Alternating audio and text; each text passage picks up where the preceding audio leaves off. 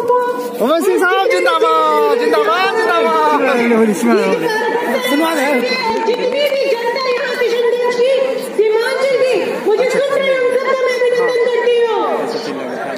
सबसे पहले मुझे क्यों नहीं चिल्लाया? यहाँ शोर मचाया मोदी को कैसे आप लोगों की बात है? भारत के नागरिक नहीं है, हम हैं। सरकार कह रही है। हमारे मोदी जी हमें कहते हैं कि देश को बर्बाद किया जा रहा है। बहुत बढ़िया। कौन कर रहा है देश को बर्बाद? मोदी।